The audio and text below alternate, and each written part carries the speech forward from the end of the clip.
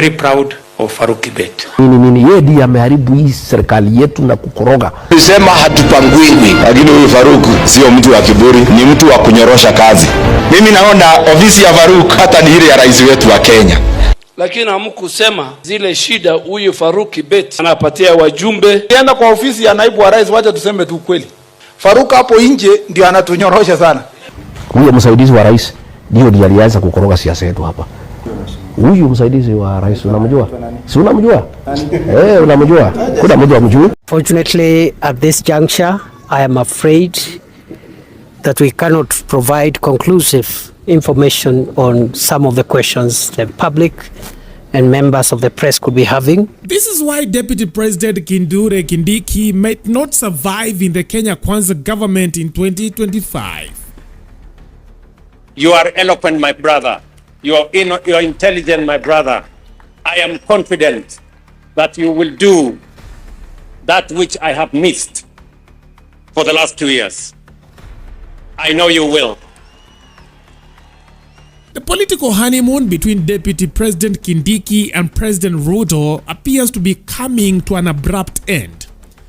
What many had expected to be a lasting political romance now seems to be unraveling, with new reports suggesting that the two are already on the first stage of a political divorce, just 3 months after Kindiki was appointed as the Ruto's deputy. Rumors of this fallout began going round after the New Year's crossover event in Kisii County, where Kindiki was noticeably absent.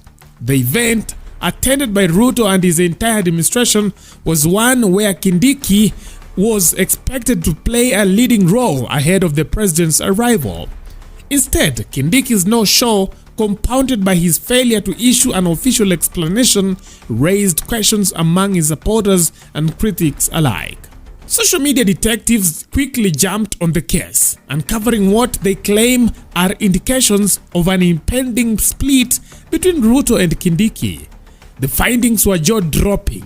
Kindiki, once an active public figure and frequent companion of the president, has reportedly gone silent. His absence from public events and media engagements, a stark contrast to his highly visible role as Interior CS, has fueled speculations about his diminishing influence and relevance in government. Critics argue that Kindiki's uncharacteristic silence could stem from the overwhelming challenges of his new role. The position of the deputy president, they suggest, has proven far more demanding than he anticipated. This perception is further amplified by comparisons to Rigathi Gachagua, who faced similar struggles as deputy president before his impeachment. One vocal Kenyan commented, "The deputy president is uncomfortable with the idea of being ordered around by the president's personal assistant." Another added, "Kithure Kindiki is missing in action again." The curse continues. And I want to persuade you to allow me not to discuss my brother, the Honorable Rigathi Gachagua, because he's my friend. And you've not heard me bad-mouthing him anywhere. The first sign of discord emerged during Kindiki's last TV interview, when pressed about Rigathi Gachagua, widely regarded as Ruto's political enemy. Kindiki refused to criticize him. Instead, he referred to Gachagua as my brother, a statement viewed by many as defiant. And I want to persuade you to allow me not to discuss my brother, the Honorable Rigathi Gachagua, because he's my friend.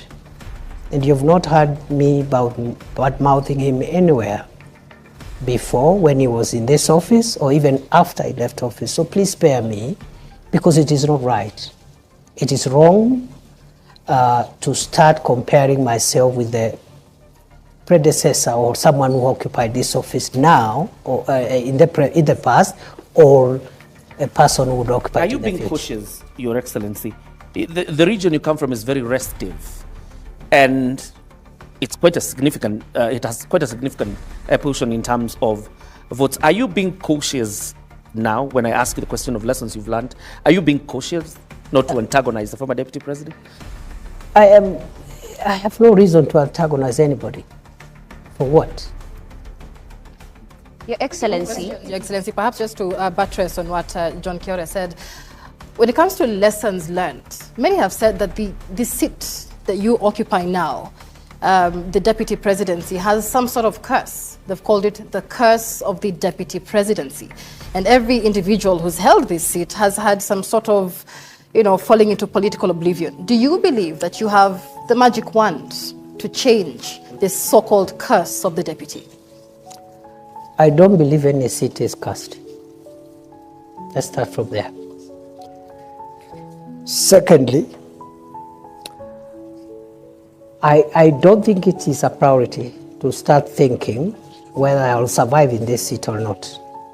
As I have said, what is weighing in my mind, the same way when I became Interior Minister and the North Rift was in that shape, Lamu, Boni was in that shape, and Northern Kenya was that shape. I told myself, including the passport crisis, I said, if I will last here for 1 year, I want to try my best and have these challenges under control. Now, critics argue that this display of loyalty to Gachagua, rather than aligning with Ruto's stance, has caused friction between the deputy president and his boss. Reports indicate that Kindiki was instructed to publicly denounce Gachagua during the TV interview but declined, saying he could not badmouth someone he considers family. This perceived insubordination has allegedly led to Kindiki's exclusion from key functions and events, signaling growing tensions within the administration. Adding to the intrigue are claims that Ruto regrets his role in Gachagua's impeachment. According to insiders, Ruto has admitted to his inner circle that the decision was rushed and lacked proper consultation. Some believe Ruto may even consider a political handshake with Gachagua to ease tensions, though this remains speculative. Now, the fallout with Kindiki combined with Ruto's potential outreach to Gachagua paints a picture of an administration grappling with internal divisions and shifting allegiances. The situation took a dramatic turn with allegations that Kindiki was slapped by a senior government official, Farouk, during a heated exchange at State House. The confrontation reportedly stemmed from Kindiki's objections to the government's handling of abduction cases, which disproportionately affected his community. Controversial blogger Maverick Aoko shared this explosive claim on Twitter, saying, "Have you noticed how suddenly Kindiki is missing? Farouk slapped Prof. Juzi Bana. Kofi Ajab hapo State House. Kithure was protesting arrests, especially in his backyard. Nitawatetea aje na mna abduct their kids. Bibi ya Kindiki is on blood pressure meds. Isi ni mimi nimewashow," Aoko wrote on her Twitter page. While Ruto's communication strategist Dennis Itumbi dismissed the allegations as baseless, the damage had already been done. Itumbi, through his Twitter account, clarified on the saga, saying, "At DP Kindiki was slapped by Farouk. Uongo. At there is a fallout, please craft uongo that lasts. The president and his deputy are busy implementing the plan. This year the projects are programs and programs will speak. In 2025 we will point out your lies in real time," Itumbi tweeted. For many Kenyans, Kindiki's predicament seems to follow a familiar script. Just as Gachagua's eventual impeachment began with whispers of a fallout and avoidance of public events, Kindiki now appears to be on a familiar trajectory. Now, critics suggest it is only a matter of time before impeachment rumors start circulating. With Ruto's Wameru sisi tumekataa huu ujinga uko na Farouk Kibet. Mtoto wetu umemchapia kofi kwa nini? Imbio alingire Kithure Kindiki kama kwa ndani wako mwenyamari orapo anyamari Rigathi Gachagua. Farouk Kibet, sasa ndio utaamini umegusa mali pabaya. Ulisikia Ruto akisema Mmeru akiambiwa kata mtu kwanza anamkata alafu anakuja kuuliza alikuwa amefanya nini. Hivyo ndivyo tutafanya. Na wewe Farouk Kibet, ni wewe umeharibu serikali ya Ruto kwa sababu ya udikteta na ukora na kuua watu, kutesa watu, kudhurumu watu.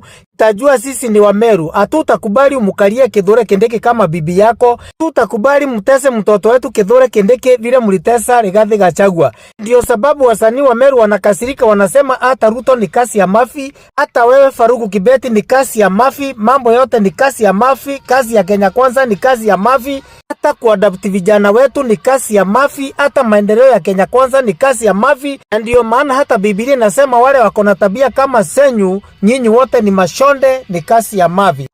Ala Ameru kanda adhuronda ugarwenda kweneria mbeu irweneria mbeu mubango.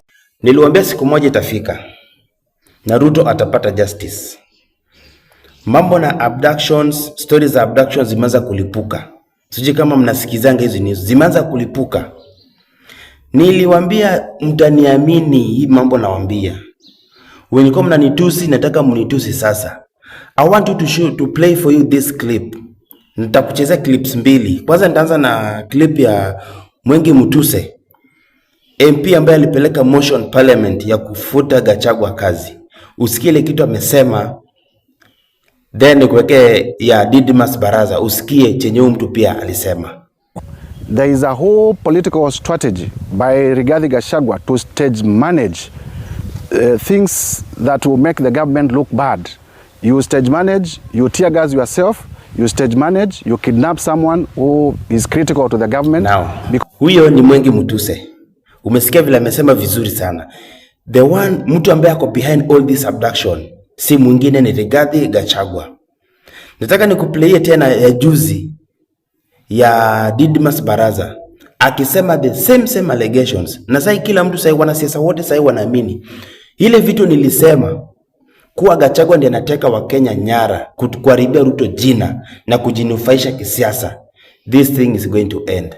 Listen to Baraza ile kitu amesema, alafu ujijazia hapo kwa comment uniambie ile kitu niliongea last week ama last year. Juu last week ilikuwa last year. Ni mambo ya kujibu. Walisema mimi ni mpumbavu, mimi sijielewi, mimi ni ng'ombe, mimi ni nini.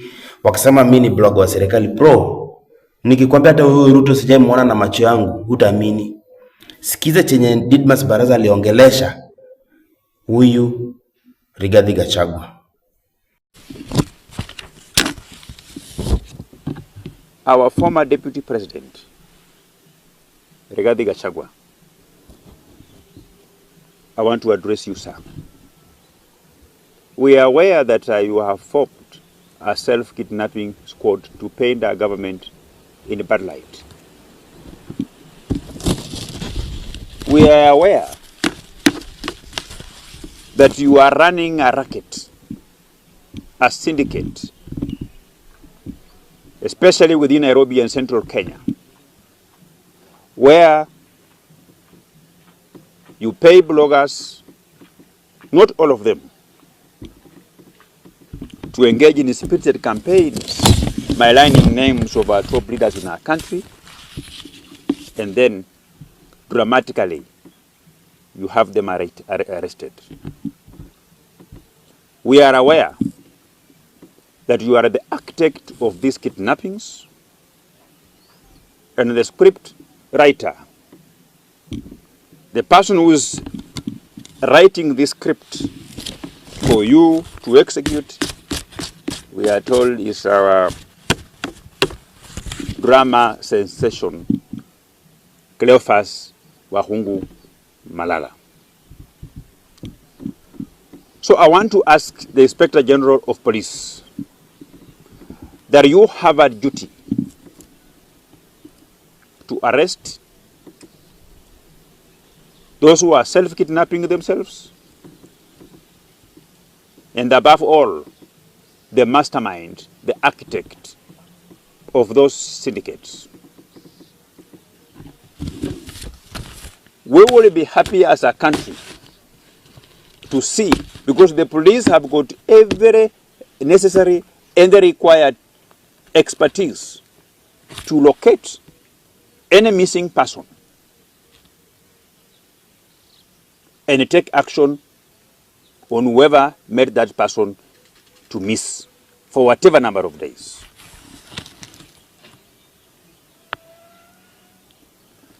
As National Assembly, we have given the IG, the Inspector General of Police, enough resources.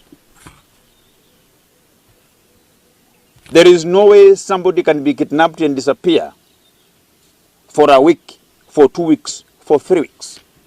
And those who are being found alive, they must be squeezed to provide the requisite information so that we can get to the bottom of this racket that is being spearheaded and masterminded by our former Deputy President, Rigathi Gachagua, of course, being assisted by the one and only drama sensation in this country, Cleophas Wahungu Malala, who has written and won so many plays in this country, as we are all aware. Kindiki, una overdo sasa. Kindiki, you must be doing wrong right now. Whatever you are doing, please stop. Haiwezi kuwa nchi nzima, yani hadi comment section za watu wa international wa majuu, wa Kenya wana comment about abductions, na ikafika to a point vijana wakaachiliwa. Na wewe saa hii ndio unataka kuacha president. Bono umuache at his lowest. I woke up to get a glass of water. Now I'm having dessert. Something caught my attention. Kwa watu wanaekwa makofi. Unaona contractor wa the cancer center in Kisii. When the president went over there to see what was going on, angeweka huyo contractor kofi moja wazimu. Ndo tuamini ako so mad about developments not going on. Yeah. Wenye wanaekwa makofi State House.